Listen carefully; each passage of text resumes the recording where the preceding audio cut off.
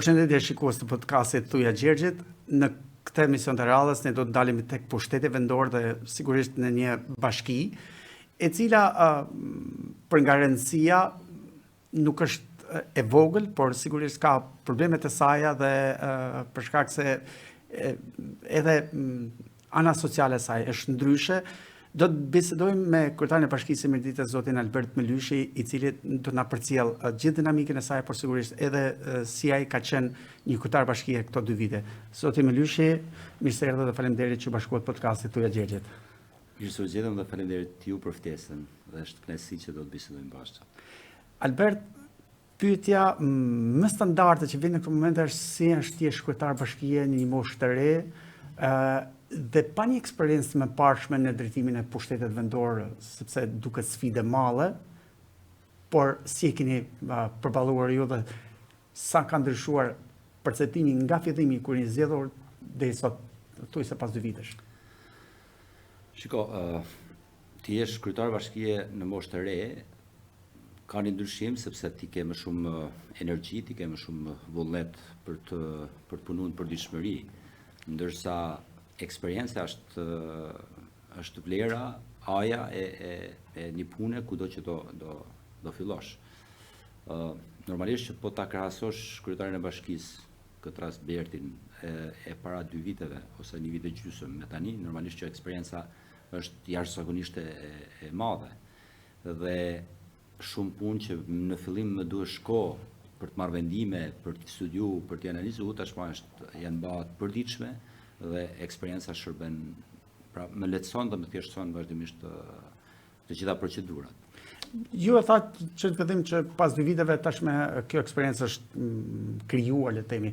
Çfarë ka ndryshuar në Mirditë përmes kësaj eksperience tashme? Do të thënë, ju thatë vetëm vendimet që mund t'i merrni kohë më të shpejt, për shkak se tashmë keni gjithë backgroundin e asaj çfarë do të ndodhë, por në tërësi.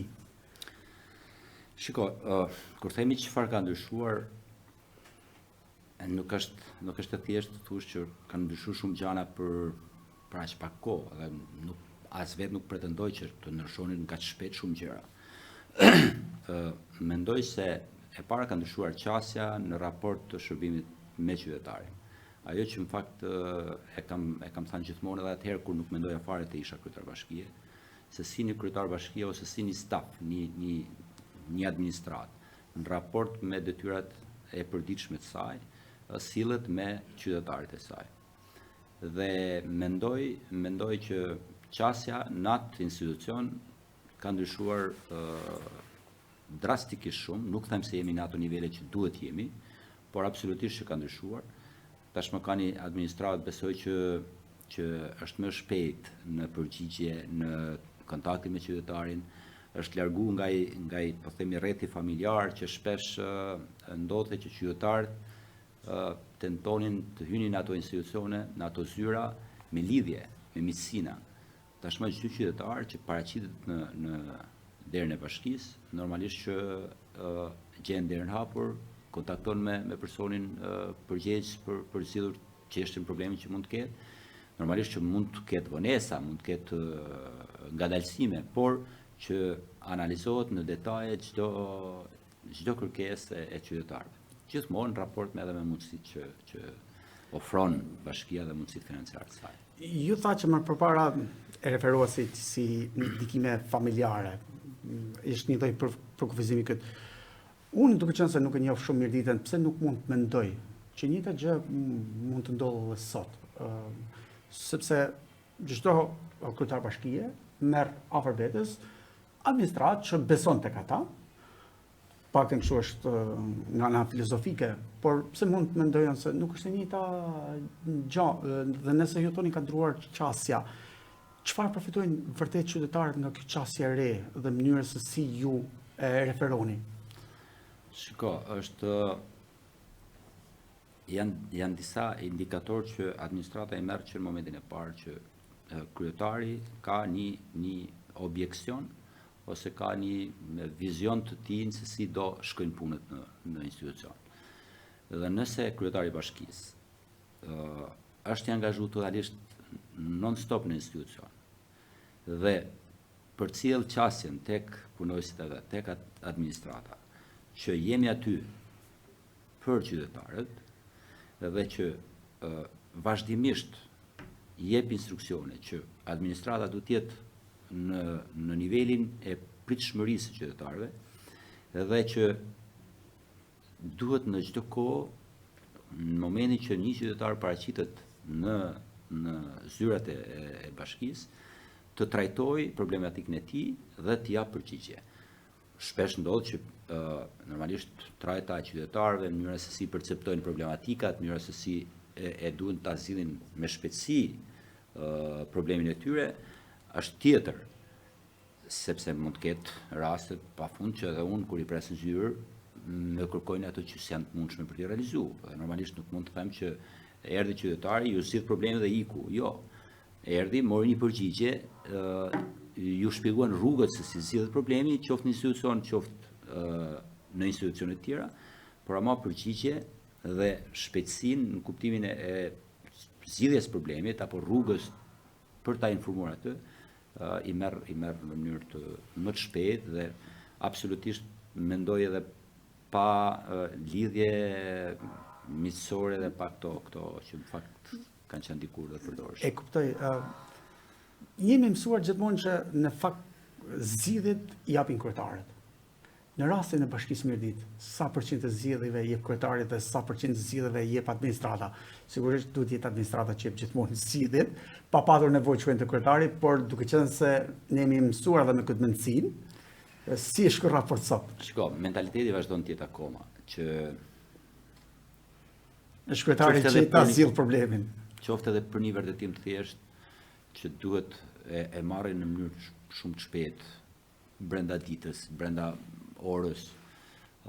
Ata mund ndodh shpesh që qytetar që vinë të takojnë kryetarin, absolutisht nuk e shpjegojnë motivin te recepcioni, motivin e ardhjes e takimit të kryetarit, dhe që mund presin 1 orë, 2 orë në radhë për të takuar kryetarin, se mund të jem në punë, mund të jem në takime të tjera, etj. Në momentin që vjen te kryetari për një vërtetim që shumë thjesht pa pasur fare për ta përmendur emrin e kryetarit mund ta kishte marrë. Kjo është edhe mendësi, kjo është edhe mentalitet që realisht një pjesë e madhe e qytetarëve vazhdojnë ta kenë.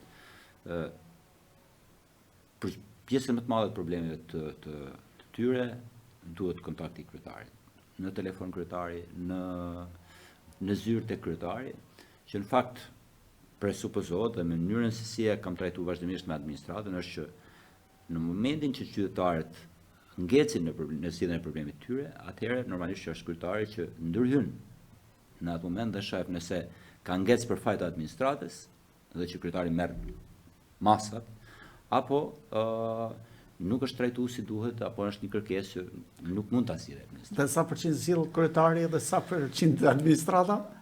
Shiko, absolutisht nuk them më, po mbi 80% e shqetësimit të qytetarit kalon nga kryetari tek administrata. Dhe pastaj zgjidhen. Në vend që do të ishin raporti e kundërta. 80% që vazhdon punën administrata e zgjidh problematikat pa pas nevojë të shkojë tek kryetari. Dhe ato të cilat janë me shkallë vështirësie më të madhe, normalisht që janë pjesë vendimmarrës që kryetari rret stafin, diskuton me ta si mund zgjidhet dhe pastaj jep zgjidhje. Ka frikë administrata se nuk e din kush do të jetë mendimi i kryetarit, apo vetë administrata është nganjëherë dyshuese nëse mund t'ja japë dhe thotë më mirë t'ja ngecim kryetarit se si problem? Ja, nuk besoj tjetër. Shpesh ndodh nga vështirësia që e ka administrata për ta zgjidhur problem, shpesh ndodh që duhet vendimi i kryetarit. Absolutisht është e gabuar. Po nuk jeni eksperti që shkojnë. Është e gabuar, por jo, nuk është thjesht vetëm edhe për vendimmarrje, po themi për shërbime të caktuara, që mund të jenë, po themi, qoftë pjesa e shërbimeve të ndryshme që kryen bashkia, në mirëmbajtjen e rrugëve, në pastrimin e qytetit, në gjelbrimin etj. Kur qytetarët kërkojnë që bashkia të ndërhyjë në një sipërfaqe caktuar, qoftë në brendësi të pallateve etj. Dhe ata mund të jenë duke të angazhuar në një pozicion tjetër, në një vend tjetër, normalisht që administrata nuk mund ose punojësit nuk mund të themi që shiko, ne pasi të marrim këtë do vim te ti. Normalisht që këtë ja thonë, por shpejtësia që qytetari kërkon për ta zgjidhur problemin është që ta frenojmë aty ku jemi duke punu, ta lejmë atë dhe të shkojmë tek puna që kërkon ai. A më shumë një kureshtje. A të kthen më shumë vendime administrata, apo ju I ktheni më shumë vendime administratës për shkak se duhet ripar për korreksinë e mënyrës se si është hartuar dokumenti? Shiko, unë kthej shumë vendime mbrapsht. Ose kthej shumë shkresa, po themi se vendimi janë pasi të firmosur. Shkresa, po. Kthej shumë shkresa mbrapsht. Kthej sepse mund të jem edhe I paqartë. Kërkoj një shpjegim më të detajuar nga stafi im. Absolutisht që lirshmërinë që urdhrat e kryetarit apo vendimet e kryetarit ju a kam lënë stafit që në momentin që një urdhër apo një kërkesë e kryetarit për një çështje të caktuar mund të mos jetë e duhur në një moment të caktuar, dhe po themi mund të mos jetë edhe e ligjshme. Dhe mund të jem shumë gabim në ato që unë mund të jetë e moralshme, mund të jetë e drejtë, po mund mos jetë përshtatet në ligj. Po, mund mos përshtatet në ligj. Dhe këtë lëshmëria u kam dhënë atyre që E kanë guximin ata? Po patjetër, duhet ta kenë guximin. Dhe e kanë guximin. E kanë sepse raporti përveç se raport po themi administrativ, institucional, normalisht që jam përpjekur dhe vazhdimisht përpiqem të krijoj edhe raport miqësor në kuptimin që gjërat që mos ndjehen të mos ndjehen trysnuar, të mos ndjehen në presion, por edhe ato që ata I mendojnë si të drejtat të më shprehen. Dhe ndodh shpesh që edhe kthejmë mbrapsht vendimin që po kanë të drejtë. Mund ndodhi shpesh që një punonjës I imi ka drejtë në raport me atë që më shpjegon dhe unë ndryshoj mendim. Zoti Milyshi, ju përbëni atë rastin, le të themi, shumë të veçantë kur një I ri, jo shumë politik, arrin të sfidoj një kryetar bashkie prej 2 mandatesh, arrin të sfidoj një qeveri, dhe arrin të zgjidhet kryetari një bashkie me probleme. Duhet të themi se në 3 bashki që ka Lesha, Mirdita ka më shumë probleme se 2 bashkitë e tjera. Sot pas 2 vitesh, çfarë ka ndryshuar për mirditorët në bashkinë e Mirditës që ata të mendojnë se okay, ne bëmë atë që duhet para 2 vitesh, në 2023? Shiko, e the dhe vetë, me bashkia e Mirditës është një ndër bashkitë më të varfra në kuptimin edhe financiar, dhe patjetër që në gjithat përditshmërinë time që bisedoj edhe me qytetarët, por edhe me stafin tim, apo qoftë edhe analiza që unë bëj me veten time në momente të caktuara se përpiqem të reflektoj mbi përditshmërinë time. Shiko, dy element thellësisht jetik për mirditorët ose sot për mirditën janë që është problem madhor, e para është papunësia dhe e dyta mungesa e investimeve. Të dyja këto do ndryshoshin shumë gjëra. Do ndryshoshin edhe ekonominë tërësisht në mirditë. Po ju e dinit kur kandiduar që mund të keni shanse për investime të mëdha. Po patjetër që e dija. E dija qoftë edhe për papunësinë, e dija edhe për mungesën e investimeve. Patjetër që kam qenë shumë I rezervuar gjatë gjithë periudhës time si kandidat për kryetar bashkie, qoftë edhe në premtimet për të cilat jam ndesh me qytetarët apo kam biseduar me qytetarët. Dhe në raport me ato që kam premtuar, unë mund të them që kam realizuar mbi 100% ato që kam premtuar. Sepse në të vërtet, duke bërë një analizë të gjendjes financiare të bashkisë Mirditë, përpara se sa të isha kryetari I bashkisë, jam përpjekur të jem, thash, I rezervuar të bëj premtime në mënyrë që të shoh eficiencën, të shoh mundësitë financiare dhe pastaj nuk është e nevojshme të bësh premtime. E nevojshme dhe është e domosdoshme të bësh detyrën. unë përpiqem të bëj detyrën, që do të thotë, unë investoj ato pak para që kam në ato prioritete që mund të jenë, duke menduar se ato 5 lek janë të qytetarëve, nuk janë të kryetarit të bashkisë. Dhe atëherë pse duhet të jenë premtime? Pra, për sa kohë ato janë, ato para janë të tyre, do të thotë që është pjesë e detyrës time. Unë bëj mend zoti Milyshi që më njëherë le të themi pak muaj pasi morët mandatin e kryetarit të bashkisë, ju drejtuat kryeministit Rama për ta mbështetur zonën e Mirditës, dhe sigurisht mund të jetë një nga zonat që meriton për shkak të problemeve që ka. A ju përgjigj kryeministri thirrjes tuaj, dhe a jeni ju ashtu aftë sa të merrni fondet e qeverisë, sepse përtej faktit që jeni një bashki dhe meritoni, sepse në fund ajo jep edhe grante, realisht ju du të konkuroni. Është konkurencë sot. Shiko, po ta shohim në prizmin normal të funksionimit të një shteti dhe në funksionimin normal të pushtetit vendor me atë qendror, unë mendoj se nuk është e nevojshme as thirrja që unë kam bërë atëherë. Kur kupton qasjen, po themi 30 vjeçare, 35 vjeçare të politikës, që shpesh ka ndodhur që pushteti qendror, ku ka qenë një forcë politike, nuk ka investuar në zona ku forca tjetër politike ka qenë në pushtet lokal, normalisht që kjo e bën të domosdoshme edhe thirrjen ndaj kreut qeverisë.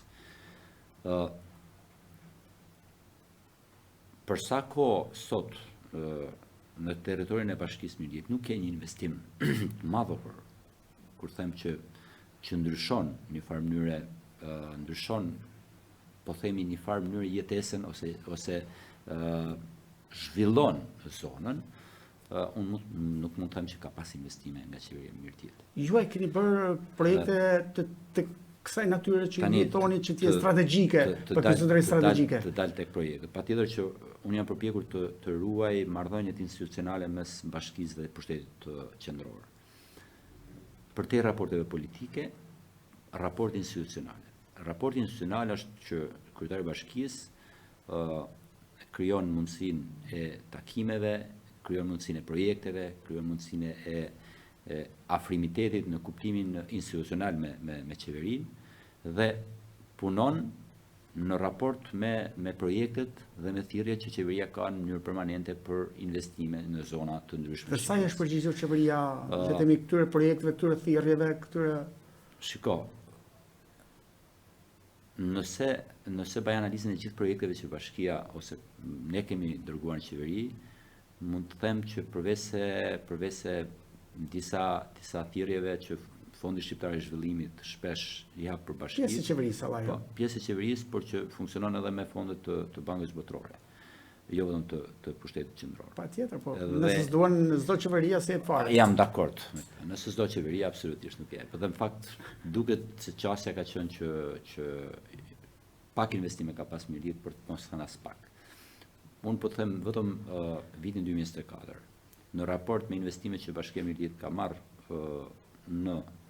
në qeveri, mund të kem kërku në raport me vlerat e projekteve, me vlera mbi 25 milion, 30 milion euro, vlera projektës që unë kam dërguar në qeveri, dhe mund të kem marrë investime në vlera, po themi, 200-300 euro investime. A ka patur justifikim apo nuk ka përgjigje? Kjo është edhe shpesh e keqja e asaj që diskutojmë edhe qoftë edhe me kolegë tjerë kryetar bashkisë, që në momentin që ti aplikon për një projekt, për investim, me një projekt caktuar, dhe ti nuk merr asnjë përgjigje, ndërkohë që fondet shpërndahen tjetër kund, atëherë mendoj se institucioni i cili bën këtë shpërndarje duhet të kthejë një përgjigje në raport me projektin. Për shembull, projekti juaj ka mangësi në 1, 2, 3 specifika të tij. Përgjigje të cilën nuk e ke marrë asnjëherë. Dhe ky është shqetësimi. Por tani duket që kemi filluar ta kuptojmë, por është e kuptueshme dhe thjeshtësisht e politike. Është pjesë politike dhe normalisht nuk kam filluar dhe pritshmëritë në raport me ato që ne kërkojmë janë krejtësisht vogla dhe e dim se është politike. Zoti Milishi, ju thatë që rrini shumë në zyrë, në bashki, sepse kemi këtë mendimin që kryetari i bashkisë do të rrinë zyrë. A nuk mendoni që do të është nevojshme të shkoni në Tiranë më shumë se të rrini në zyrë, sepse zgjidhja një problemi të një qytetari që mund të jetë ajo letra, vërtetimi i banimit që mund t'ja japi kushdo punonjës i administratës, ndërkohë me raportet që mund të ndërtoni në Tiranë me qeverinë, Ministritë e Linjës, por edhe me donatorë të shumë, ndoshta mund të japi më shumë mundësi për të qenë konkurrent. Pra, sepse gjithmonë askush nuk jep lek, por nuk je konkurrent. Shiko, këtu varet këndvështrimi i secilit në qasjen dhe mendsinë. Kryetari i bashkisë mund të normalisht që është një ndër detyrat e tij dhe është edhe lobimi për zonën ku është, por edhe për projektet të cilat ka dërguar. Ama ka një kornizë ligjore në mënyrën se si veprohet në aplikimin e projekteve. Dhe unë nuk e mendoj normale që unë do të shkoj kur unë kam dërguar gjithë dokumentacionin e duhur ligjor. Kur mendojnë se jetojmë në Shqipëri dhe kështu funksionon, sot më lëshë. Më fal, si duhet loboj unë për sa kohë do ta bësh shok ministrin? Unë nuk mendoj se është kjo rruga. Kështu Unë funksionon? mendoj se funksionimi i institucioneve është bazuar në disa prioritete kur bëhet fjalë për investime. Dakor, po. Dhe Po të kishte funksionuar kështu siç pretendoni ju, tash 35 vjeç do ishim ndoshta këtë situatë. Dhe ne dim që ka funksionuar gjithmonë në varësi të lidhjeve që kanë patur drejtuesit e pushtetit vendor, deputetët e me radhë. Unë mund të në pjesën e përditshmërisë time ose kohës time të punës, unë mund të shpenzoj një ditë në javë shpesh për punë saktura në Tiranë. Kryesisht për këto lobime ose takime, për të cilat epiqendri i takimit kam investimet ose projektet për të cilat i kam dërguar. Dhe përgjithsisht e shoh që edhe takimet janë politike, në kuptimin që në momentin kur ti lobon për një projekt, shikon që konkurenca absolutisht që është e madhe për thith investimin, ama normalisht që kur konkurenca e madhe duket që qasja është për të investuar aty ku ata kanë interesin e tyre politik, ekonomik, social, etj. Dhe unë nuk mendoj që në filozofinë politike, në mënyrën e përthithjes së investimeve, është kjo rruga që një pushtet lokal merr investime. Jam shumë dakord, po. Duke qëndruar pas zyres ministrit apo pas zyres kryeministrit. Institucionalisht ti dërgon projektin, dërgon shkresat përkatëse në lidhje me projektin, normalisht që pse jo e takon dhe ministrin dhe ja paraqet edhe ja prezanton pse jo projektin, por nuk do thotë që kryetari i bashkisë pjesën më të madhe të kohës duhet të rrijë atje, të takojë njërin, takojë tjetrin, lidhet që detyrim ligjor, qoftë i ministrit, qoftë kryetari i bashkisë është të jetë ai raport institucional që Zoti Milishi, a keni tentuar ndonjëherë të shkoni për të takuar kryeministrin dhe nëse e keni tentuar, ajo ka pritur? Shiko, e kam takuar kryeministrin, nuk them se nuk kam tentuar për të takuar, e kam takuar dhe kemi pasi bisedë krejt normale. Absolutisht i kam paraqit shqetësimet më madhore që ka Mirdita, të fillu te mungesa e investimeve, mënyra dhe qasja se si mund të zhvillohet Mirdita dhe ide të tjera të cilat mendoj se mund të jepshin një impakt pozitiv në zonën e Mirditës. Biseda ka qenë komplet transparente dhe edhe për fshatra turistik për cilat qeveria I ka miratuar, po i ka miratuar para disa vitesh, që në fakt drejt për drejt ishte e tillë biseda që kryeministrit i thashë që 2 fshatra turistik janë në Mirdit. Oroshi dhe Katundi Vjetër.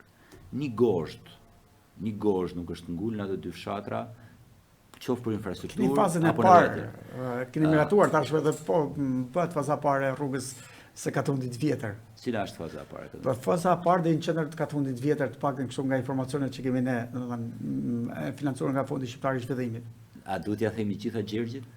Po ti thuaj sa të kesh mundësi. Shiko, unë do t'i them gjitha, se në fakt unë nuk di të as nuk e kam natyrë të mbaj sekrete. Unë di ato që punoj janë krejt transparente dhe shiko, në muajin nëntor, pra vitit kalum 2024, në një thirrje të Fondit Shqiptar të Zhvillimit, që ishte për rikonstruksion në zona turistike të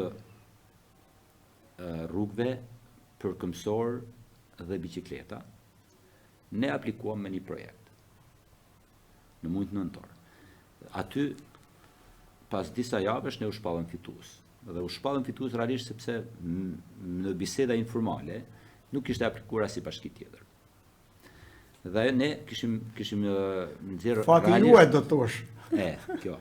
Ne në fakt e dim shumë mirë se lobimi për Katunin e vjetër ose për fshatat turistik ishte logjik dhe i arsyeshëm. Një fshat turistik si Katuni i vjetër, shumë i zhvilluar në aspektin turistik,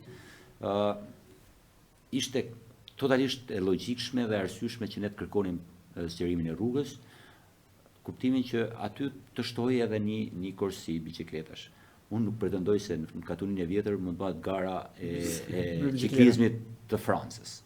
Por ama ajo i shërben të Katuni i vjetër, i shërben të turizmit, që aty të zgjerojë rruga, sepse është shumë e ngushtë dhe shumë e rrezikshme, dhe me aq para sa Fondi Shqiptar i Zhvillimit jepte për atë rrugë, le të bashim 5 metra, 10 metra, 100 metra, 2 kilometra, aq sa mund të bëheshin me aq para.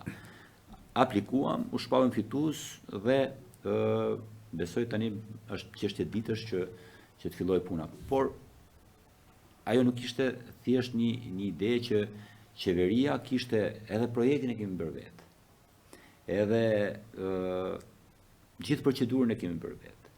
Pra, thjesht ka qenë momenti i shpërndarjes së fondeve të 2023 që akoma s'ishin lëku në nëntor dhe ato teprisa, ato mbetje që fatmirësisht I përfituan jo. I përfitoi. A pensoni se do të shkojë edhe faza 2 pastaj? Do të shkojë në inerci faza 2 apo nuk mendoj se do të shkojë në inerci. Unë realisht edhe në bisedë me qytetarët, me banorët e Katunit vjetër, po themi jam përpjek edhe t'ju seren këtë prizëm që kjo është një projekt që kemi fituar me Fondin Shqiptar të Zhvillimit. Normalisht që nuk është përfundimtar, nuk shkon deri në fund, sepse aq para jam.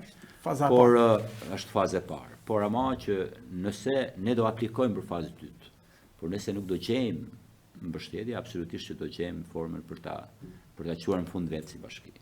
Dhe nuk mund ta lejmë përgjysmë. Duke qenë se ju referuat sigurisht mungesën e fondeve, edhe është normale për Bashkisë e Mirditave që nuk është se ka të ardhurat konsiderueshme në zonë.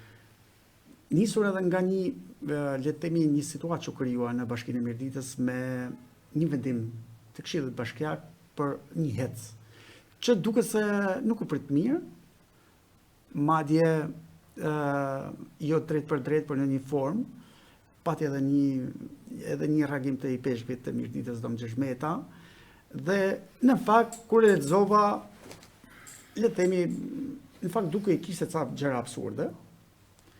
A mendoni se ju shkuat drejt këtij vendimi nisur nga halli i madh që duke mos pasur fonde, duke mos pasur para, gjetet një mënyrë se si mund të përmirësoni disa gjëra në Mirdit, që në fund për disa mendojnë se janë korris diçka e tjetër. Shiko, ajo është ndër çështjet më delikate. Sigurisht. Që mund të jetë sot në Mirdit. Qoftë për banorët, qoftë absolutisht edhe për institucionin, qoftë edhe për Këshillin Bashkiak, qoftë edhe për kryetarin e bashkisë. Shiko, Mirdita përgjatë tyre 10-15 viteve në energjetik ka njohur shumë investim. Po marrim këtu të kontestuara gjitha, nga banorët. Absolutisht, edhe të kontestuara nga banorët. Duke filluar që tek hidrocentrali i Qafmollës, hecet të tjera në zonën e Selitës, pra Kurbneshit, të tjera në Fan, e tjera me radhë. të gjitha të kontestuara, ama të gjitha të përfunduara. Të përfunduara, po. Dhe që në fakt komuniteti i zonave ku ato janë implementuar dhe janë ndërtuar, mund të ketë pasur 0 përfitime. Në këtë kontekst, duke parë që sot forca e pushtetit lokal për t'ju penguar. Nuk them për t'i penguar, por them për ato që janë ndërtu, po flas momentalisht për ato që janë ndërtu. Duke forca e pushtetit lokal për t'i bërë ato jo vetëm që normalisht kanë pjesën e tyre të punëve së përditshme të tyre që është pjesë e tyre, nuk por unë interesohem dhe flas në si investim, çfarë ka përfituar komuniteti, zona. Dhe nga këto investime absolutisht nuk ka përfituar gjë. Dhe sot, pasi ato janë ndërtuar, pushteti lokal nuk ka si forcë që ata të mund të rikthejnë në investime diçka që mund të jetë në shërbim të komunitetit. Dhe që do të thotë që në kohën kur ato kanë filluar të ndërtohen, para se sa të miratoheshin, nuk ka pas asnjë marrëveshje apo asnjë dakordsi midis pushtetit lokal dhe qeverisë apo pushtetit lokal dhe firmës ndërtuese që të mund të implementojë në komunitet investimet të cilat jenë në shërbim të komunitetit. Dhe duke mos pas të tilla marrëveshje në bashki, sot pra bashkia se ka forcën që t'i kërkojë qoftë hidrocentralit, qoftë atyre të heceve atje, që në fakt natyrshëm duket që ju duket po është e parë qartë kjo, që po shfrytëzojnë burimet natyrore të Mirditës. Dhe sërish po të shohësh investimet që duhet kthehen në bashki nga qeveria pas vjedhjes taksave apo rentës e tjera që këto paguajnë, nuk ndodh. Dhe në të gjitha aspektet Mirdita është humbur me to. Pra, e para është çesharake të shohësh se sa paguajnë ato në bashki. Pra, çfarë velin nga bashkia, nga territori, nga burimet natyrore tonat, sa përfitim kanë ato dhe çfarë paguajnë sot në arkën e bashkisë. Kemi parë kontratat e tyre?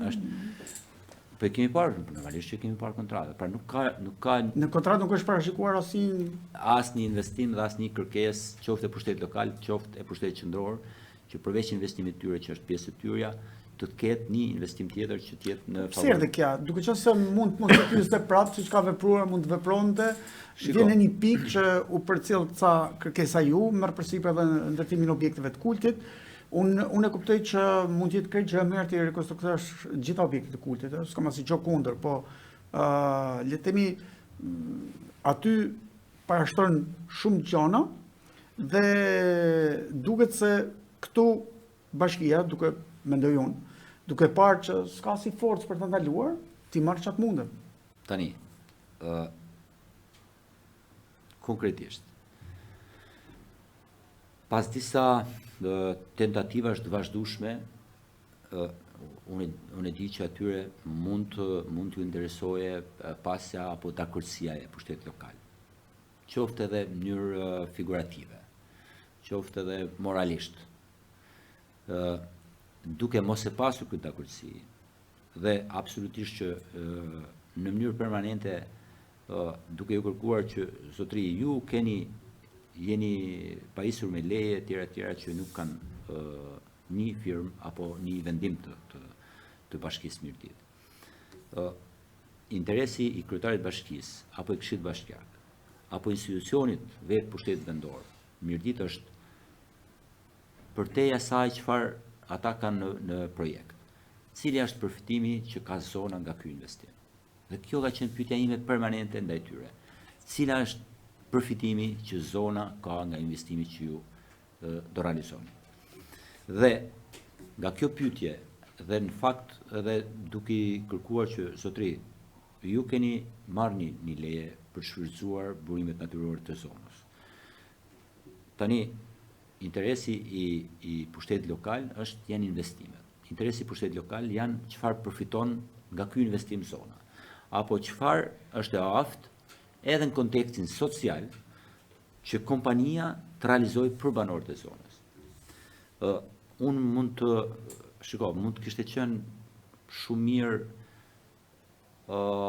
një analizë më thelluar nëse duheshin bërë apo jo, nëse duheshin firmos apo jo.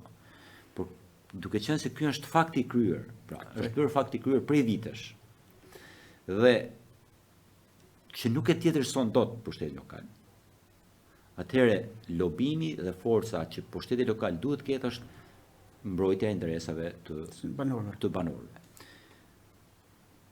Nëse hym në një analizë tjetër të thellë, nëse banorët janë dakord apo s'janë dakord, absolutisht atë duken në shumicë janë kundra ndërtimit të ecëve. Paktën në kontaktet, po se në lojnë dot. Në kontaktet vizuale që edhe në kontaktet e përditshme që kam. Shiko, nuk mund të themi nuk e ndalojnë dot. Ka mbi 6-7 vite që ai projekt është miratuar. Është ribër leja ndërtimit. Ka mbaruar një afat 4 vjeçar, mos gaboj, i lejes ndërtimit. Ka vazhduar afati tjetër. Absolutisht nga ajo që un kam pa nga frenimi banorëve është ka ndodhur, pse nuk është bërë deri tani. Sepse po të kesh gjitha, ja sot që flasim, ka të gjitha lejet. Pse s'hyn? Jo, nuk e di unë. Jo. Kjo është e pyetja. Mund t'ja shpjegoni banorëve të Mirditës këtë unë argument di, ju, unë edhe realisht fakti se si do t'i bindni ata, t'i bindni. Shiko. Të dilni para atyre sepse ju ata janë kundër. Mund të kenë edhe në hatërmbetje, po e them në thonjë za hatërmbetje ndaj jush, për shkak se vendimi u bë shumë publik, se mund të ishte bërë edhe underground po marr vesh. Tani si do të përballen dhe si do të bindni ata për që kjo që bëhet ishte më mira mundshme. Shiko, unë nuk tentoj të bind banorët, pra si lloj arsye. Banorët kanë një qasje të tyre logjikisht të drejtë. Sepse është një territor që ata e kanë patur edhe para se sa të ekzistojë shteti. Patjetër. Dhe normalisht që ai investim të realizojë duhet kishte një dakordsi të banorëve. Tani ka aludime nga më ndryshmet, ka diskutime nga më ndryshmet, janë marrë, si janë marrë, ku janë marrë firmat, si janë marrë firmat, që nuk është kompetencë për shtetin lokal për ta analizuar këtë. Ka një prokurori, ka një institucion tjetër që e verifikon, e analizon, e heton etj. Tani, ajo që për shtetin lokal përfundimisht përpiqet të bëj është që meqense të gjitha dakordësit janë. Shiko, si Albert ose si Bert, pa kostumin e kryetarit të bashkisë, pa pozicionin e kryetarit të bashkisë, jam kundër ndërtimit të ecëve. Ka forma të tjera të zhvillimit. Ama si kryetari i bashkisë jam në zbatim të ligjit. Pra, jam në funksionin e zbatimit të ligjit apo të vendimit. Shtunë dielën e proteston me banorët, por ditë javë të jetë zyra e bashkisë. Tani, jo këtë, përpiqem që nga firmat banorët të marrin aty që është më maksimale. Në qoftë se në Mirdit janë ndërtuar thash 10 trajece dhe s'kan marrë asgjë, atëherë aty janë përpjek që banorët të marrin minimalisht diçka që është në interesin e tyre. Nëse ato nuk bëhen, sërish ajo është zhbër. Nëse ato vazhdojnë, pra, forca, shteti, firma etj. Kanë ndërmend të përplasen me banorët, është çështje e tyre, por që bashkia në kuptimin moral gjës, por edhe në kuptimin ligjor, të mund të merrte në favor të banorëve diçka. Kjo është kriteri. Mund ta grisim nesër atë kontratë, ajo as nuk e bën, as nuk e bën. E kuptova. Ajo thjesht një përfitim për ata. Nëse nuk e duan absolutisht që nuk bëhet edhe kaq. Se të më lyshi, ne e dim të paktën në tërësi që i Peshi Mirditës Dom Gjeshmeta ka qenë një simpatizant i juaj, jo direkt, por indirekt, për shumë arsyet e tija. Por në momentin kur pa atë vendim, kur përcaktoheshin dhe ndërtimit sa objekteve, pati një reagim. Thuja Gjergjit, e tentua të takonit Dom Gjeshmetën dhe të bisedonit, ndoshta thjesht për të qartësuar, jo për të krijuar ndonjë. Shiko, unë Dom Gjergjin e kam mik, në kuptimin jo si kryetari i bashkisë, e kam mik si Bert. Dhe unë e kam mik prej vitesh. Pikërisht. Dhe absolutisht relatat e mia pozitive, marrëdhëniet e mia janë larg funksioneve të qenerit kryetar bashkie. Miqësi një miqësi permanente si personazh. Dhe unë takohem vazhdimisht me Dom Gjergjin, rrim, bisedojmë, larg sërish funksioneve. I takuar pas këtij reagimi? T'ja them Gjergjit, avash. Dhe në asnjë moment caktuar të punës time, apo të punës atij, as nuk më ka ndërhyrë në punën time, as nuk e ndërhyr në punën atij. Qëndrimet e atij absolutisht janë legjitime, janë qëndrimet e atij. Dhe ai ka vazhduar këtë lloj qëndrimi ka permanent, edhe para se të isha kryetar bashkie unë. E ka pasur sërish shumë më përpara, vazhdon ta ketë akoma sot. Edhe është qëndrimi i tij. Është qëndrimi i tij në raport me atë që ai e percepton për atë zonë apo për natyrën e investimet. Nuk e mendon ashtu. Dhe patjetër që unë jam takuar edhe para, nuk them para vendimit, sepse nuk e kam diskutuar çështjen e asaj, s'kisha arsye për ta diskutuar, apo s'm ka radhë të qëndroj ndoshta para kësaj me të, por pas vendimit jam takuar normalisht sikur se takohem, them, natyrshëm. Pas vendimit as i vërejtje staponi? Vërejtja e atij vazhdon të jetë ajo që ai qëndrimi i atij që ka mbajtur gjithmonë. Që shikoj unë kam këtë qëndrim. Po është natyrshëm që të vazhdoj të ketë qëndrimin e tij. Nuk e cënon marrëdhënien. Jo. Nuk ka pse ta cënoj marrëdhënien sepse edhe ajo kontratë, edhe ajo marrëveshje, ndoshta po ta shohim në vlera, është marrëveshje që e dëmton firmën. Nuk e ndihmon. Nuk e favorizon. Jo, absolutisht. Të thash, nëse sot prishet ajo marrëveshje, firma është e fituar. Po se nuk do shpenzoj më shumë se absolutisht. Nëse shohim gjithë ato çfarë kanë shkruar në atë akt notarial apo në atë marrëveshje. Nëse shohim vlerat e investimeve, absolutisht mund të them që janë po themi mbi po themi shumë për afërt, po janë afërsisht mbi 1 milion euro që do të hidhen në zonë. Që duhet hidhen në zonë, por që nëse ajo marrëveshje nuk është, janë në arkën e firmës. Që s'do të bëheshin si punë, do ishte në interes të saj. Okay. Dhe në këtë kontekst, patjetër që Dom Gjergji e mirë kupton, po themi, atë vështirësinë e pasjes edhe të investimeve, e mirë kupton edhe çështjen që janë ndërtuar më përpara shumë hese dhe hidrocentrale dhe mirë s'ka përfituar asgjë. Dhe në këtë kontekst, ajo marrëveshje mund të ishte më e mira mundshme çfarë është bërë për komunitetin realisht, pavarësisht se një pjesë e tyre nuk e duan. E kuptoj. Por nëse nuk e duan, absolutisht nuk bëhet. E kuptoj. Dhe unë jam duke analizuar mirë çështjen dhe absolutisht nëse banorët janë kundër asaj marrëveshje, absolutisht nuk do pyes banorët. Është rahat për ta grisur. Po absolutisht. Do shkojmë në një hapësirë të shkurtër publicitare dhe rikthehemi për pak.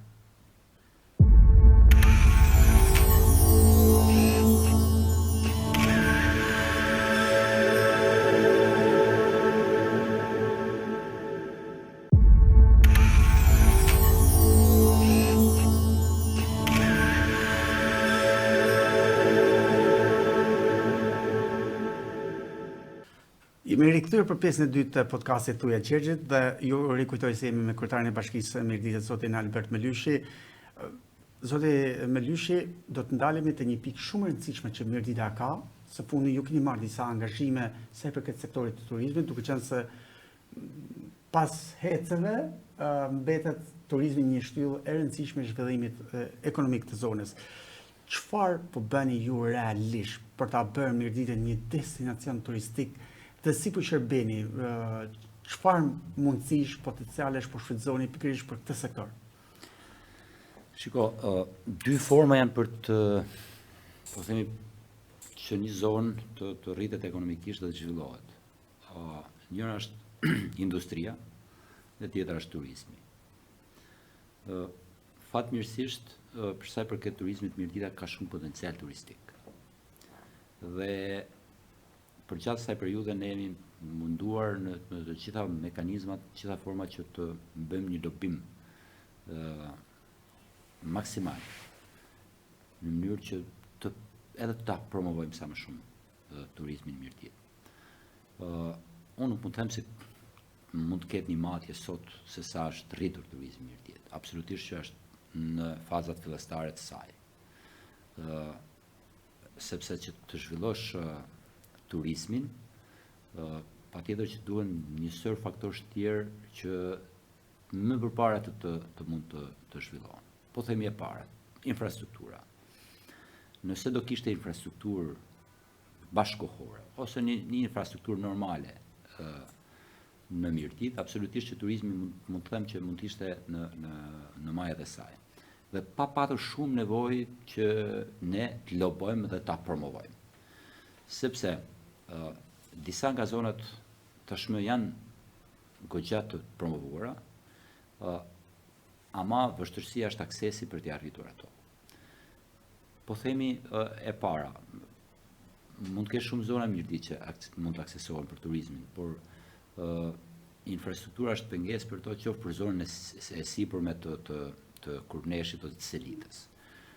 Ajo zonë ka potencial të jashtëzakonshëm turistik, ashtu sikurse edhe zona e Oroshit apo e Fanit.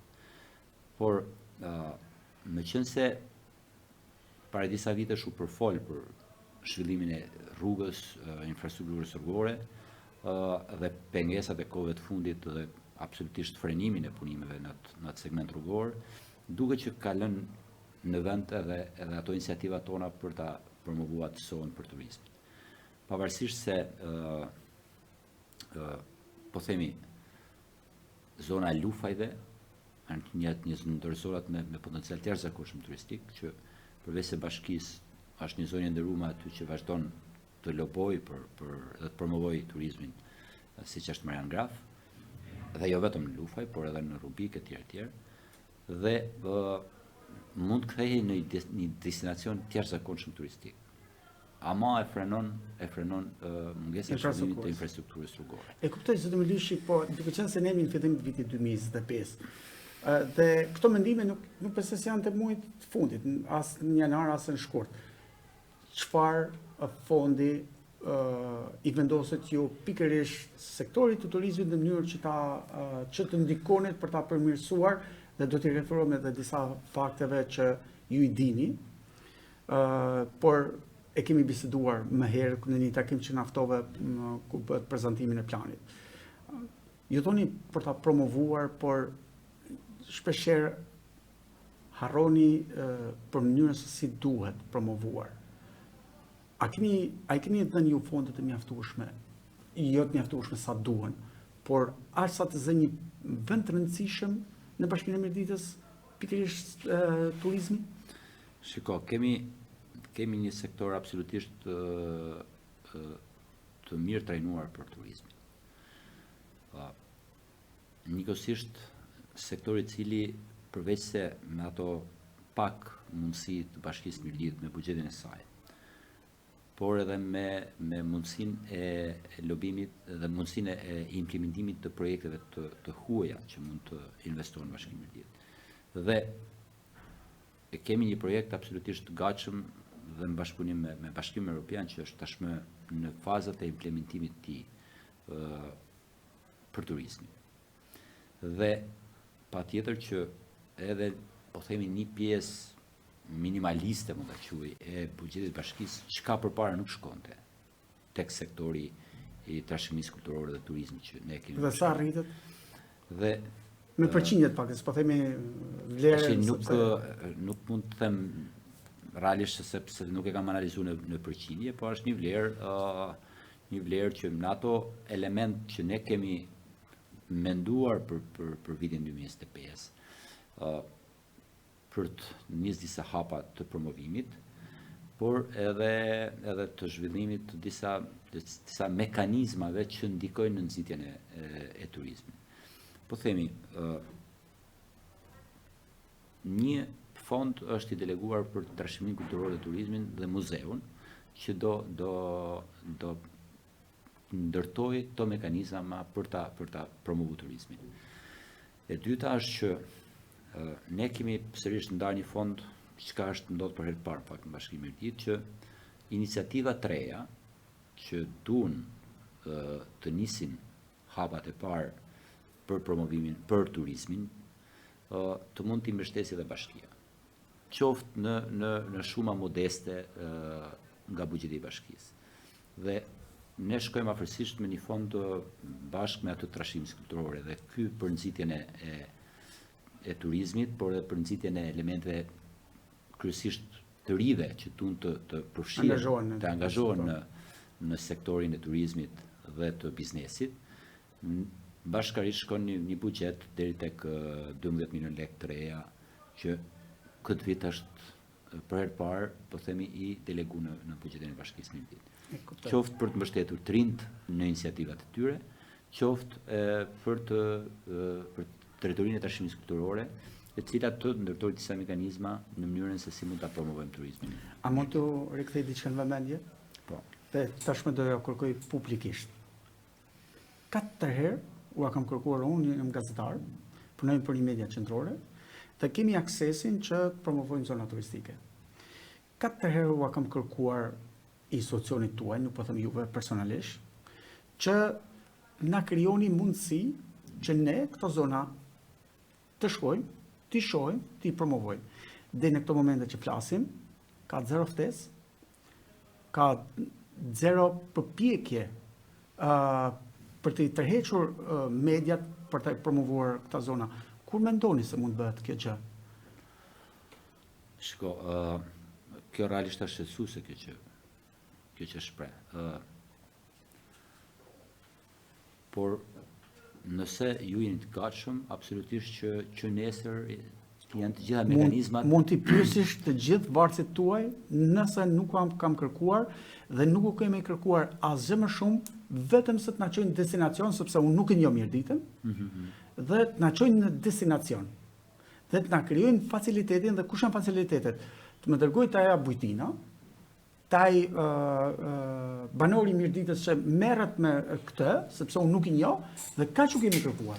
Shiko, unë ta them këtu edhe publikisht, meqense të ndërtojmë një Mirdita shumë e gjerë në kuptimin edhe madhësisë saj. Pikërisht.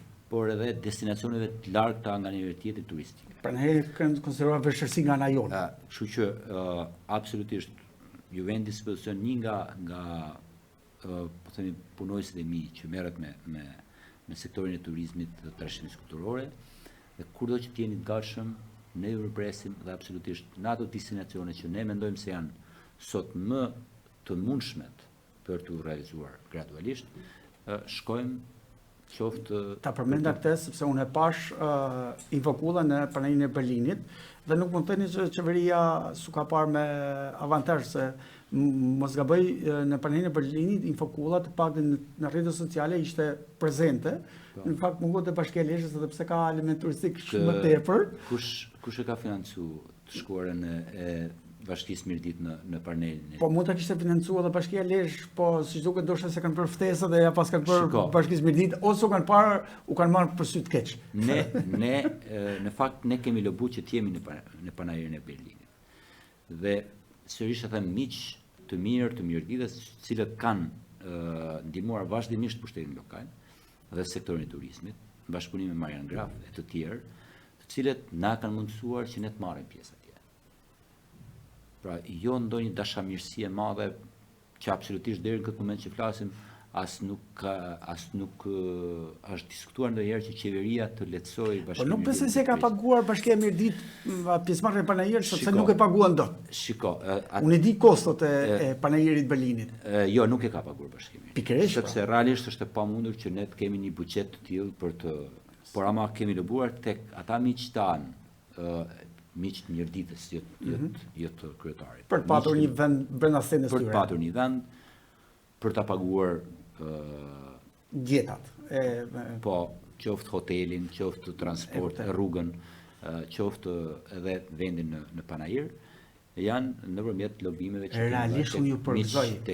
Unë e kam patur ëndër, ju ndoshta se dini, unë kam qenë përgjegjës i turizmit 6 vite, dhe unë kam patur ëndër që Lezhë, unë jam nga Lezhë dhe sigurisht kam punuar për Lezhën, e kam patur ëndër që Lezhë ishte në panajire kaq të rëndësishme, siç është panajiri i Berlinit, po jo vetëm, dhe fatkeqësisht nuk ka ndodhur, dhe unë ju përgëzoj që keni gjetur mundësinë, keni lobuar, keni miqtë tuaj, qenin në panajir Berlinit dhe keni bërë që më të mirë.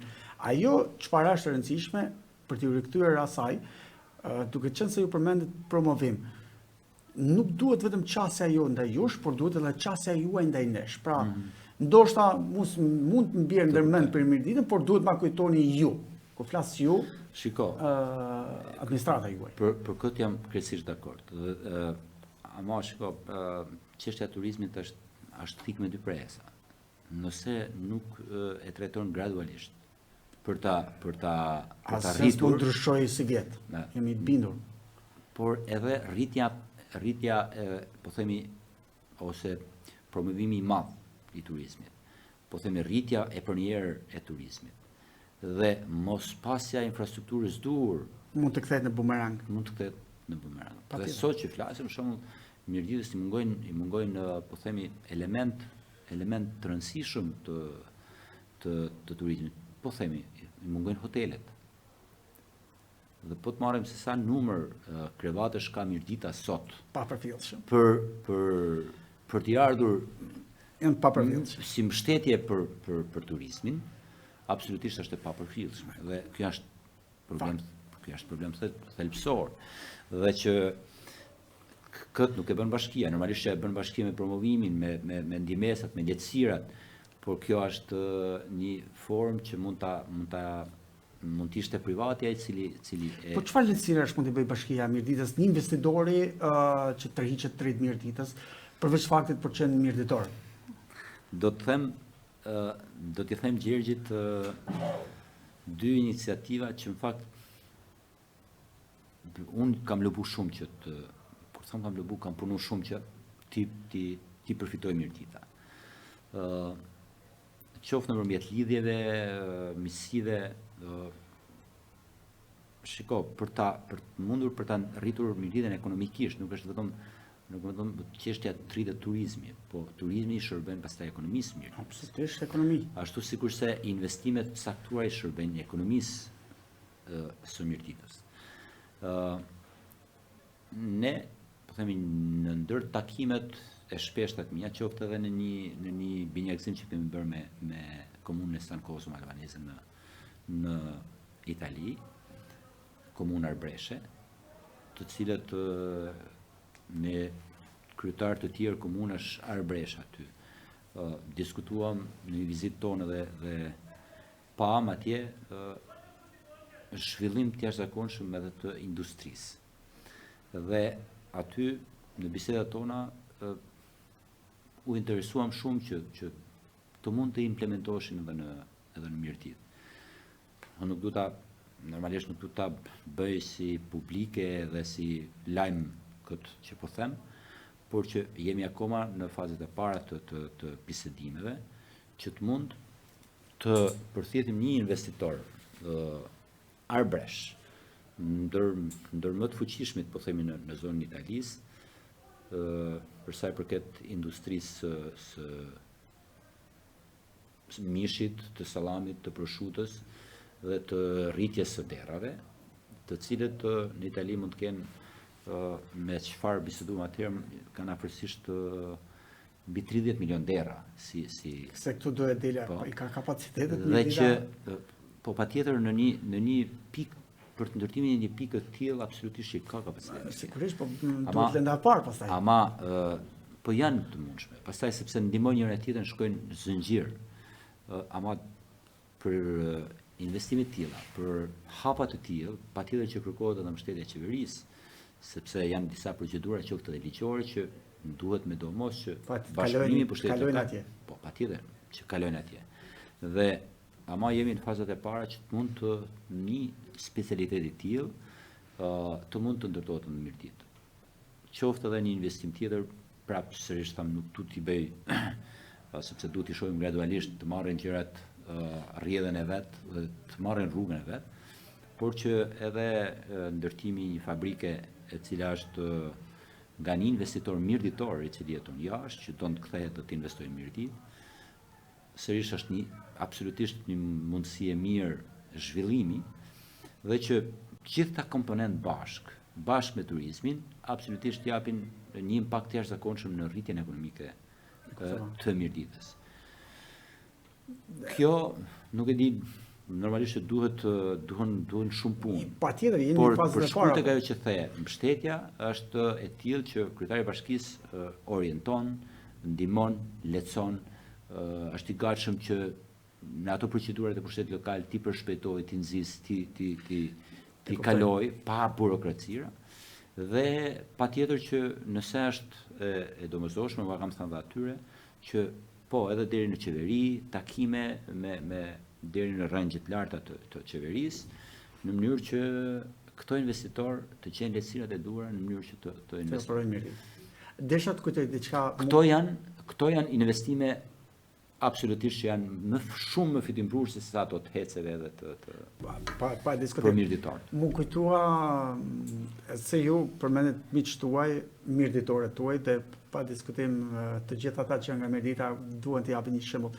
E dini që konsulli i Shqipërisë në Bari është një mirëditor?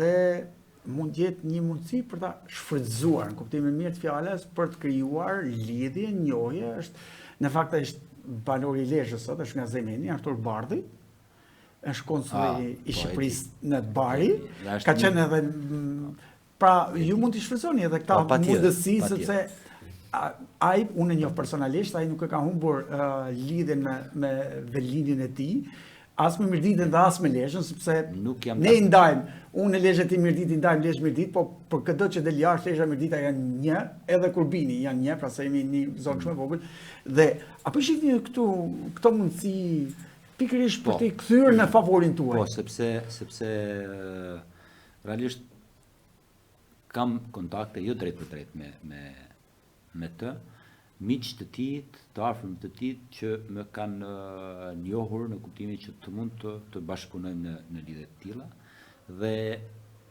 absolutisht që jemi të gatshëm që por jemi në ato faza që besoj se shumë shpejt do kemi edhe takime me Artur. Do më vite mirë, ma kujtuat ju, kur përmendet shqiptarin në Itali që mund të rikthej për investime dhe ka format të ndryshme me cilet mund të kontribosh dhe përveç investimit të drejt për drejt edhe lobimish. Ama do të them diçka krejt sinqert këtu. Shpesh në disa iniciativa, do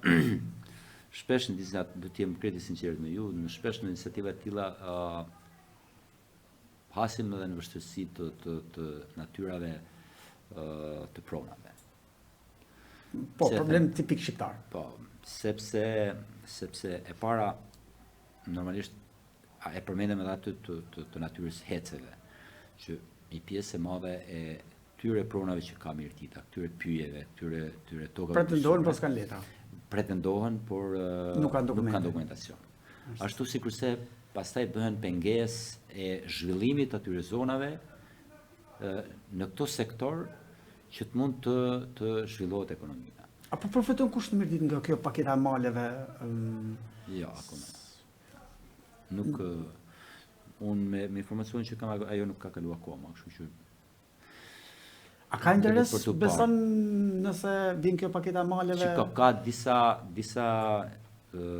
iniciativa individuale emigrantësh, shumë të mira, të cilat gradualisht po vihen lëvizje, të cilat po kthehen dhe investojnë në pronat e tyre në zonat e tyre. Por kjo ngelet ai problemi që thash, problemi i certifikimit të pronave, që është ngerësi më i madh që mund të kemi në lidhje qoftë për ta zhvilluar, qoftë për të dhënë lejen e ndërtimit e tjerë, sepse janë procedura standarde ligjore të cilat absolutisht duhet t'i zbatojnë.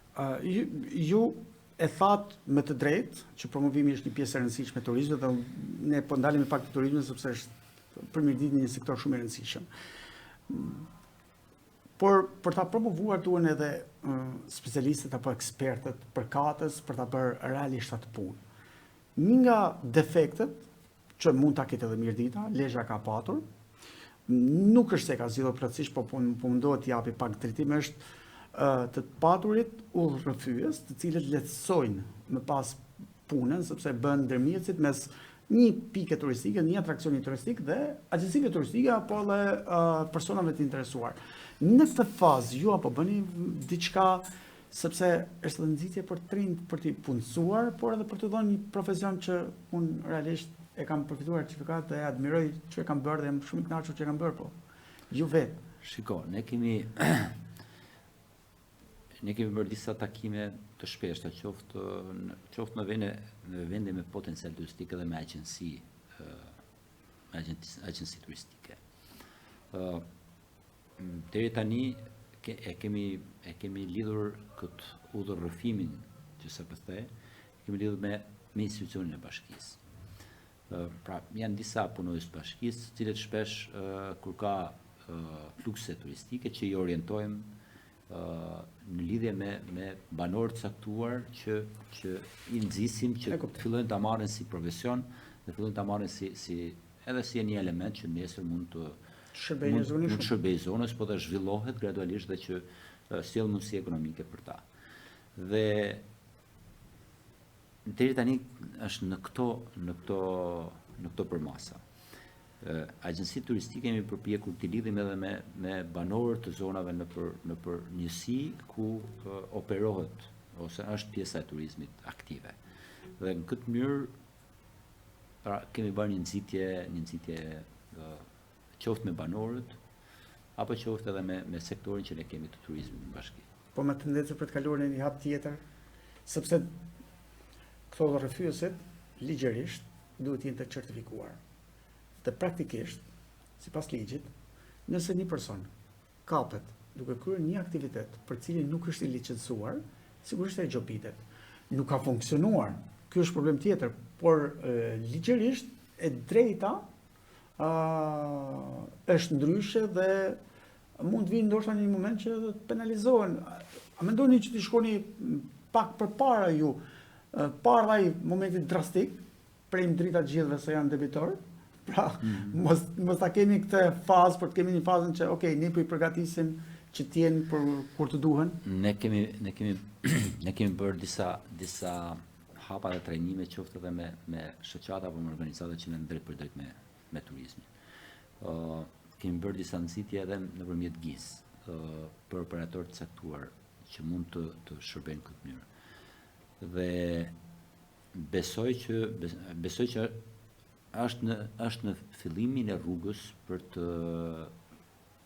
ta patur si mekanizëm. Edhe pse u thash zoti Milyshi, sepse më kujtohet mirë një nga dashamirësit e Mirditës, i cili në çdo takim kur është folur për turizëm ka qenë i pranishëm, që ka lidhje me Universitetin e Sporteve, që ka një nga degët e saj edhe udhërrëfimin, ofronte një kosto shumë më të lirë se kam paguar unë, dhe ku bashkia mund të hynte, le të themi, aksionere për të ndihmuar këtë trim, që në fakt nëse do të referosh një numri 10 udhërrëfyesesh, bashkisë Mirditë do të kushtonte vetëm 2.000 euro. Mendon se 2.000 euro janë shumë për të shpenzuar për diçka që mund të ketë vlerë shumë afat gjatë.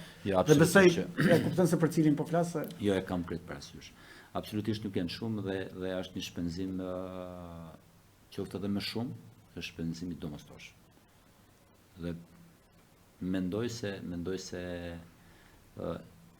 nëse gjejmë, shiko, kemi edhe një problem të theksuar, qoftë për njohjen e turizmit apo gjetjen e elementeve që duan të ushtrojnë, e burimeve që duan ta ushtrojnë.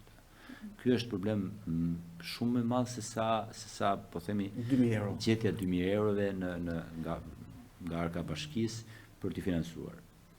Problemi i gjetjes së elementeve deciziv të këtyre burimeve njerëzore është ndoshta problem më i madh se sa ato. E kuptoj. Zoti Milyshi, unë të rikthehem pra pak politikës, sepse ne jemi në fushat tash, pak ditë kandidatët do dalin. Fushata ka nisur për një viti, po le të themi zyrtarisht presin pak kohë. Nëse do t'i referohemi Bashkisë së Mirditës që ndryshoi ka politik kur i përkasim zgjedhjeve vendore në 2023. Dhe sot jemi në 2025. Dhe kur shohim se si ka vepruar Albert Milyshi, kryetari i Bashkisë, në këto 2 vite, çfarë duhet mendoj një banor i Mirditës? Duhet vazhdojë të mbështesë opozitën, e cila nuk do të marrë fonde nga qeveria, e cila nuk do të mbështetet nga qeveria, dhe nëse shkon me opozitën mund të humbas më shumë? Shiko, pse nuk e shohim prizmin tjetër? Që në Mirditë duhet mbështetur opozita, duhet mbështetur ndryshimi i qeverisë që din më shumë fonde në Mirditë. 7 deputet ka Lesha. Nuk thyen as komunën, as Bashkinë e Mirditës, nuk e thënë nëse do t'i referohen kësaj, jo më pretendojnë të them një qeveri, domethënë, sepse kur vjen analiza në fund mirëtitorët thonë çfarë përfituam ne në këto 2 vite, çfarë humbëm në këto 2 vite. A mund të pretendohet se nëse do kishte qenë një kandidat i majt, mund të kishin patur më shumë investime. Jeta atyre mund të ishte pak më mirë. Shiko, e kam bërë edhe këtë analizë. Përfitimi që ka pas Mirdita nga viti 2019 e këtej është vetëm i fondeve të rindërtimit. E marrin gjitha investimet që ka kryer qeveria në Mirditë, vetëm investimet e rindërtimit, asnjë investim tjetër nuk ka. Pra nuk e ka me kryetarin e Bashkisë. Shiko, duket e pas ka me Mirditën. Jo, ndoshta edhe me Mirditën. Por ndoshta edhe orientimi si duhet, jo si duhet i kryetarit Bashkisë në qeveri. Janë shumë faktorë që mund të nxisin, po themi, rritjen e investimeve. Kur qasja është politike, është problematike, t'jemi realist. Në kohën ose në mandatin përpara se sa dija unë, nëse qeveria do kishte investuar në element që janë më domosdoshëm për ndryshimin e po themi impaktit qoftë ekonomik apo të investime apo në perspektivën çfarë pretendohet të zhvillohet Mirdita, mendoj se duhet të kishte pasur një zhvillim, një mekanizëm tjetër ose një zhvillim tjetër, një qasje tjetër. Nuk mundet, unë mendoj kështu, nuk mundet që qeveria ti ndërhy dhe të i kërkoj Bashkisë që unë të investoj në ato gjëra që dua unë, jo që mendon ti. Çfarë do të thotë? Kryetari i Bashkisë në bashkë me komunitetin, me njerëzit, i din shumë mirë çfarë është e nevojshme e domosdoshme në Mirditë. Pra nuk mundet të kërkoj apo nuk mundet që të nxis qeveria të thotë që shiko se unë do investoj në këto që mendoj unë, jo në ato që mendon ti. Pra të marrë Mirdita X milion euro investime në, po themi, në infrastrukturë pallatesh, që janë thjesht një mënyrë vizuale dukshme, fasad, dhe të mos marrë investime në ato që janë element jetik të ndryshimit drastik të ekonomisë, që është, po themi, infrastruktura rrugore.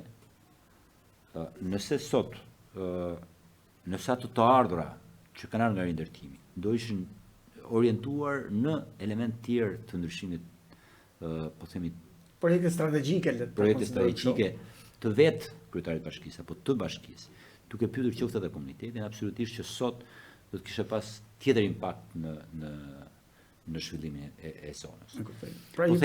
Po themi disa investime që mund të ishin strategjike, infrastrukturore. Rruga e Vroshit, për ta lidhur atë bashkë me zonën e plajën e Bjeshkën e Vroshit, në Nshetin dhe Fushat Lugje, një investim në Rubik që është zona e Velës, që absolutisht turizmi zhvillohet në mënyrë të menjëhershme, sapo të zhvillojë infrastruktura rrugore. Për dërguar në Lugje rrugën, investim shumë i madh për një... Nuk është investim i madh. Kur ban krahasimin se çfarë po investohet dhe kur hekurudhës Tiranë-Durrës i bëhet projekt shtesë 40 milion euro, nuk janë shumë 15 për rrugën e Euroshit. Pra, ti ke bërë një projekt, ke nxjerrë gjitha vlerat, ka filluar implementimi dhe ti shton 40 milion euro shtesë atij projekti, nuk mendoj se është... janë dashur. Ndoshta janë dashur.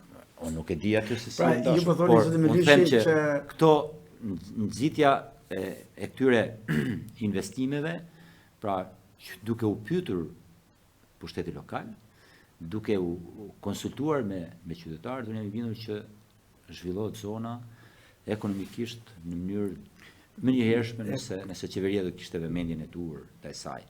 Prandaj them që pa dashur të hy në politik, por jemi në politik përsa ko jemi edhe në fushat dhe jam edhe kryetari i bashkisë. Mirdita, por jam bindur edhe qarku Lezhë, për te çdo lloj mekanizmi të ushtrimit të forcës pushtetit do ndryshojë. Ju po thoni që si votuan, si nuk e votuan mazhorancën aktuale mirëditorët, pra pa zë do mbeten. Kështu po thoni ju? Jo.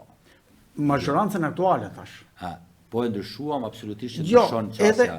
Edhe sikur të qëndroj, unë po them sikur, duke i referuar asaj çfarë dëshironi ju, edhe sikur të mbetet kjo qeveri, si e votuan deputetin e majtë, si nuk e votuan, prap do mbeten pa zë, kështu po thoni ju. Pra nuk është se qeveria... Jo, në qasjen, unë them këtë, në qasjen që unë kam parë këto 2 vite për Bashkimin Mirdit, absolutisht që nëse nuk ndryshon, nuk ndryshon si që. Pra ju po thoni më mirë deputet opozitar që të paktën të flasin për Mirditën, se sa deputet majorancës që do kenë guximin as për të folur pastaj. Absolutisht që, shiko, unë mendoj që deputet opozitar por për të fituar me 11 maj. Lobimi sot dhe fushata sot, zgjedhjet me 11 maj dhe ndryshimi i qeverisë, absolutisht që unë jam i bindur që sjell shumë investime, jo vetëm në Mirdit, por në qarkun e Lezhës. Andjen ndonjëherë keq kështu, flasim jo eksakt se nuk e dim, mirëditorët që një kryeminist që thotë që jam edhe mirëditor nuk i mbështet. Shiko, unë ndër të para gjëra që unë i thash kryeministit kur u takova me të, i thash shiko, je shpreh që jam edhe nga Oroshi. Dhe Oroshin e kene 100 fshatra turistik. Ka 0 investime nga 2013 këtej. Unë nuk e mendoj, nuk di se si mund t'ju dalësh përpara mirëditorëve. Ata eksplikoj si ishte nga Oroshi apo? Po. Normalisht që e thot në lidhjet e tija të hershme të nënës tij, por që nuk janë të justifikueshme me investimet që kanë ndodhur në Orosh apo në Mirdit. As pak të justifikueshme. Në këto zgjedhje, mirëditorët do mbështesin mirditorin e tyre, tashmë le të themi kemi një 2 emra që mund të jenë në listën, ne po flasim mund të jenë për shkak të primareve, mund të jenë në listën e kandidatëve në listat hapura dhe nëse do duhen të kenë deputet përfaqësues tyre, pa diskutim që duhet shohin edhe nga vinë. Kështu që ju mendoni mirëditorët do votojnë kandidatin që do të përfaqësojë, le të themi në mënyrë krajinore Mirditën, apo për ta e rëndësishme është opozita? Shiko, unë fakt unë e kam thënë dhe vazhdoj të qëndroj asaj që kam thënë. Në Mirditës i duhet deputeti i dal nga Mirdita. Ashtu sikurse i duhet Lezhës i dal nga Lezhë, ashtu sikurse i duhet Kurbini i dal nga Kurbini. Kush më mirë se sa një individ i zonës, i cili është rrit aty, i cili i njeh shumë mirë problemet e zonës, mund të ngrejë shqetësimet e asaj. Kështu që për te asaj që listat mund të kenë nga Lezhë, nga Kurbini, është krejt normale, por që unë vazhdoj të qëndroj dhe vazhdoj të insistoj, qoftë edhe tek lideri i opozitës, që Mirdita të ketë përfaqësuesin e saj në kuvend, sepse Ke përcakton vota, në fakt. sepse Se nuk e përcakton lideri i opozitës, se jo, përcakton vota. jo ka një përcaktim edhe nga lideri i opozitës. Ka një përcaktim edhe nga e Majta. Dy vende Shiko, janë të mbyllura, dhe problemi- normalisht për shkak të numrit të ulët të popullsisë nuk mund të takojnë as vendi i parë as vendi i dytë. Flasim drejt, Drejt, sa përqind e qarkut janë miritor? edhe një herë. Ne nuk mund të themi sa përqind e shqiptarëve janë në Itali. Atëherë janë në shtetin italian dhe Shiko. kontribuojnë në shtetin italian. Nëse ne do t'i referojmë në kësaj mënyre, prap 3 janë nga Lezhë dhe janë mirëditorë. Kështu që le të votojmë këta që janë në Lezhë dhe pse të votojmë atë që është Shiko. Aleksandër Lalen Mirdit. Pa përmendur emra, unë mendoj që në fakt Mirdita në numrin e saj të votueshëm, të votuesve të tanishëm, Po. të tanishëm, Është një jam tretë e dakord Lezhës. që ti mund të thush është një tretë e Lezhës. Por nëse vim me hym bisedojmë për Lezhën, sa mirëditor ke në Lezhë, të cilët Po.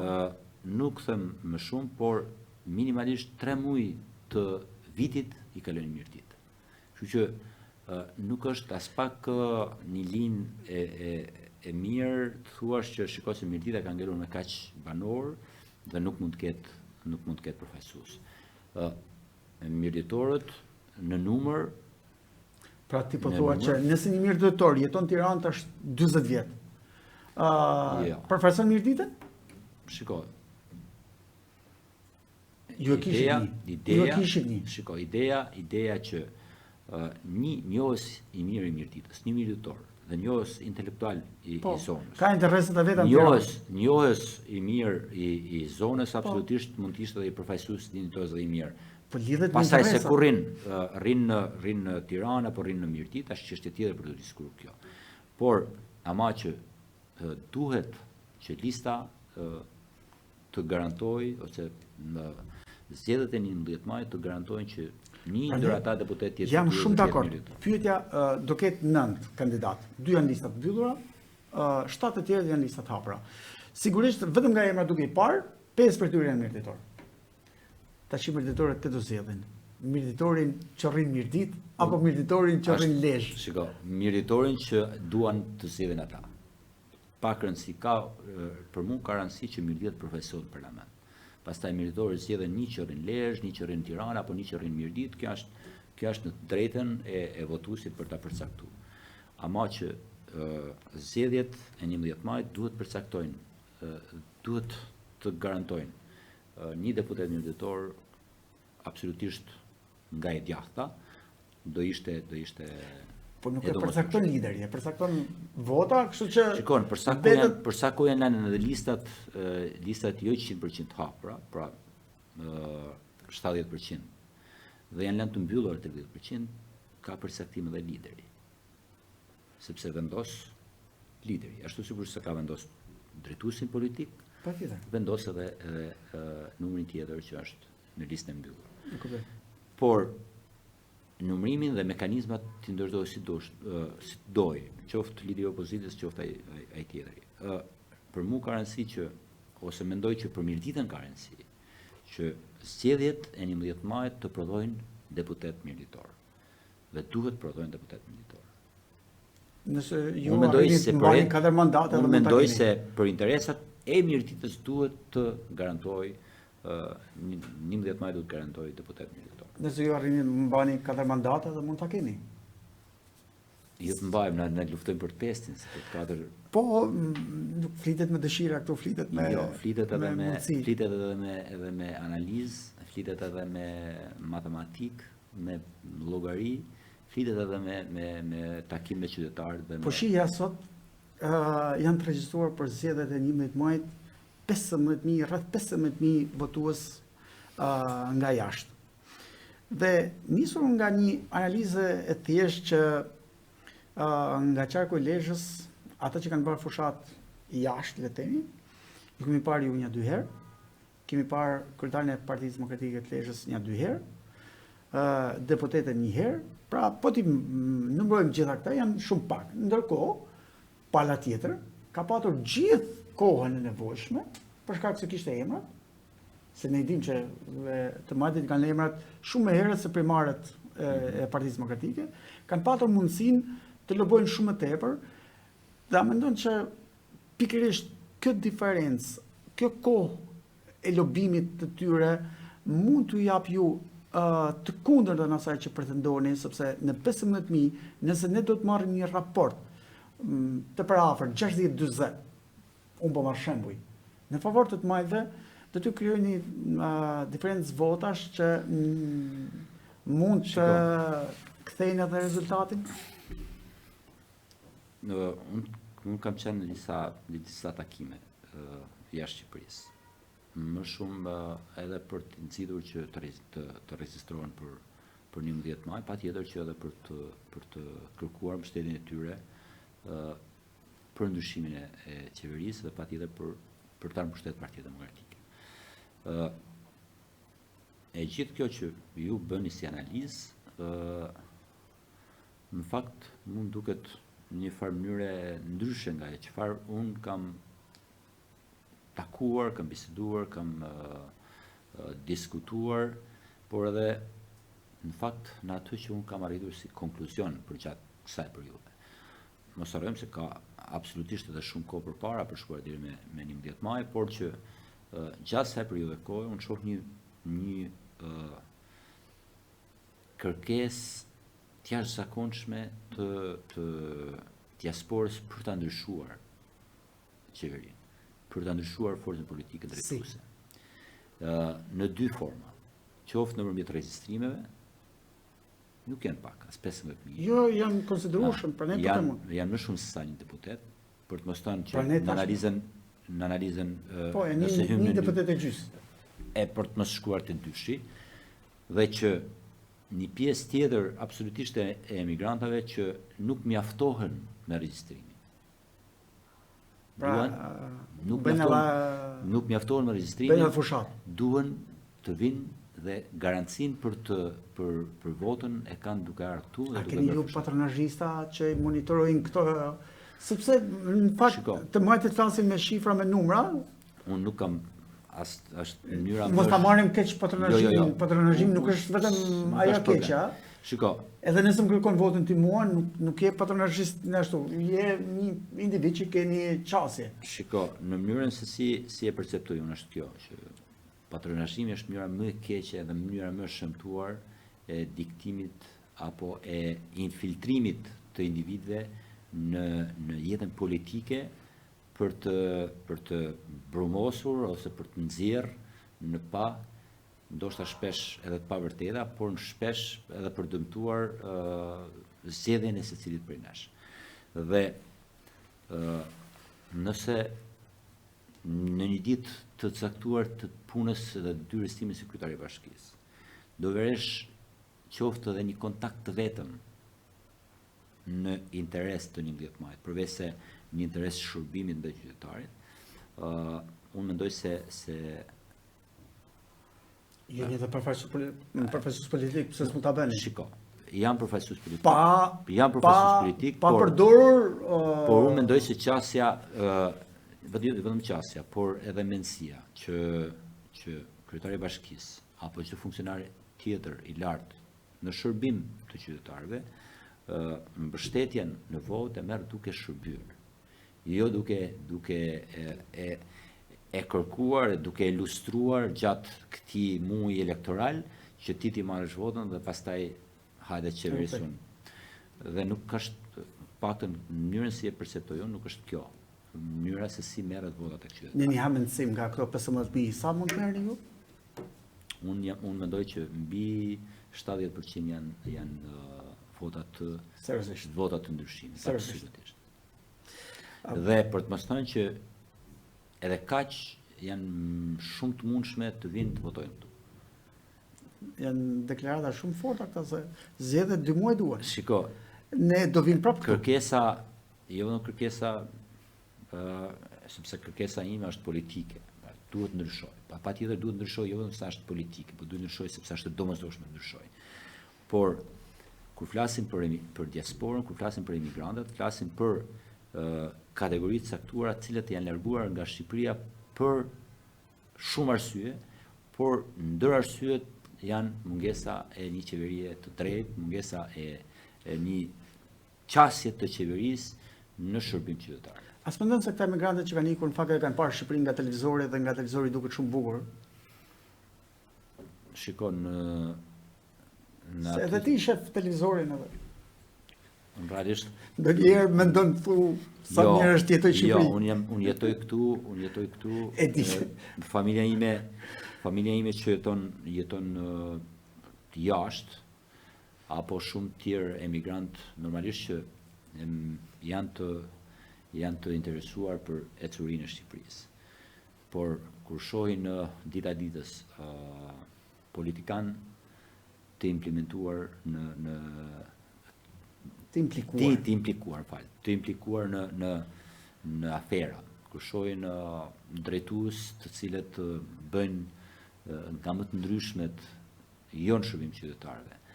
Dhe kur shohin edhe atë që është realisht më e vështira për ta që këto vendimarrje të këtyre politikanëve kanë bërë që ata të ikin nga ky vend, unë nuk mendoj që bësh sa dush fasada dhe nuk mendoj se ndryshojnë asgjë.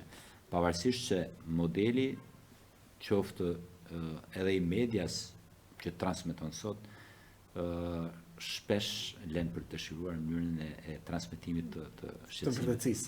E di çfarë mendoj shpesh, unë mbaj mend shumë kronika që televizionit jepnin gjatë periudhave të caktuara dhe në përditshmëri për shqetësime të ndryshme të qytetarëve. Sot që shumë pak, ose as pak, sidomos mediat qendrore. E kuptoj. Dhe kjo është E dini që një mirë ditë më shumë gjasa do keni përballë Ministrin e Drejtësisë? e kam pas përballë edhe 2023. Beson që do ndodhë një ta gjallë, sepse sigurisht për ta është edhe sfidë, duke që është i deleguari i qarkut dhe nëse merr një zonë të caktuar do thotë se ti je përgjegjës. Pikërisht për mënyrën se si besoni që mund të ndikojë? Unë besoj që nuk ka ministër drejtësie, nuk ka kryetar bashkie, qoftë edhe unë i përfshirë, që mund të ndryshoj vullnetin e lirë të qytetarëve. E keni takuar Ulsi Manjën këto kohë? Jo, u bën disa kohë që jo. Të paktën si ministër drejtësie nuk po them se s'keni lidhje sa i përket të deleguarit, po në takime zyrtare u bën mbi 5-6 muaj që jo. a keni një apel për garen që do të zhvillohet në 11 maj? Shiko, apeli që kam unë është ky, që qoftë të djatët, qoftë të majtët, të takojnë qytetarët, të bisedojnë me ta, të japin dhe të marrin atë që është më e mira për ta. Nëse nuk ndjekim këtë lloj fryme, absolutisht që ne sillim një krizë të jashtëzakonshme, qoftë edhe politike, edhe në qark, por edhe në vend. Nuk ka që dhe nuk ka vot më të shenjtë sa vota që vjen e natyrshme nga qytetarët. Mundohu sa dush ta tjetërsosh. Ti thjesht po hyn në labirint të terta edhe të ndërgjegjes tënde që s'do e kesh pastaj, por paktën nga vota që unë kam marrë, por edhe nga mënyra se si e perceptoj unë, është që vota më pastër, vota më sinqert, vota më e mirë është kur qytetari në ndërgjegjen e tij Ka votuar sipas mendimit të tij. percepton dhe voton sipas mendimit të tij. Duke qenë se jemi në fund, zoti Milyshi, kam një pyetje dhe do të doja që t'ja thojë Gjergjit fiks. Ju do të bashkëpunoni me Ulsi Manjën në interes të mirëditorëve? Shiko, unë i them Gjergjit ato që i them natyrshëm në çdo takim me miq, me qytetarë. Mbaj mend shpesh një shprehje të babait tim, që thoshte që shiko, rrena dhe mashtrimi është vërtet më i keq i burrit. Por edhe nëse ti apo kujdo i vjen qasjet me mendimi shpesh që ta ndryshoj në mendin e tij dhe të thoj diçka edhe që s'është e vërtetë, ndodh që e harron pas disa kohësh dhe pastaj thuhet vërtetën. Dhe në prirjen time tham vetëm vërtetën, sepse shpesh edhe më mirë ta them të vërtetën, sepse nuk du ta ndryshoj. Dhe kush është kjo e vërtetë? Po. E vërteta është që për mirëditën bashkëpunoj me këto. Në interes të mirëditës bashkëpunoj me këto. Sepse mendoj se është më e madhe se sa personi im, është më e madhe se sa kushdo tjetër, është një çështje. Vetëm na përkthe fjalën bashkëpunoj, unë të referova me emër, vetëm të ma përkthe.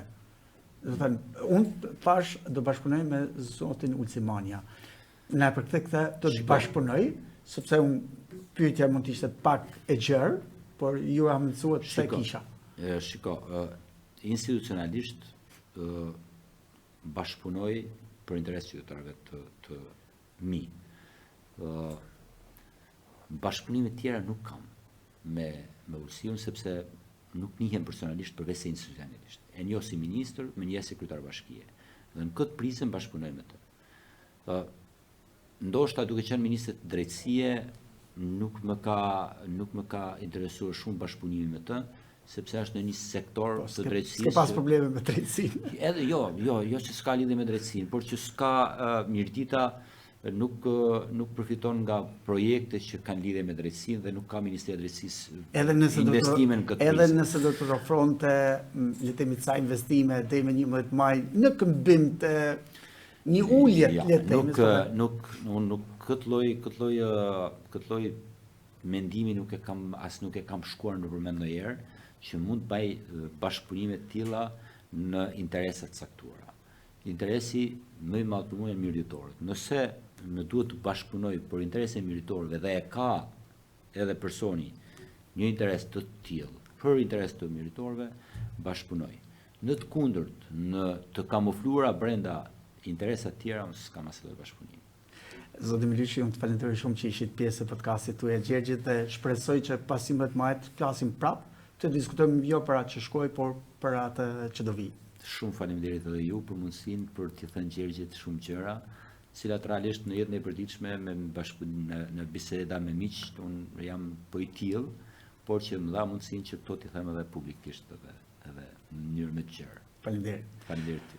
Shikues të podcastit tuaj Gjergjit, ky ishte takimi i radhës, shihemi në puntatën tjetër. Mirupafshim.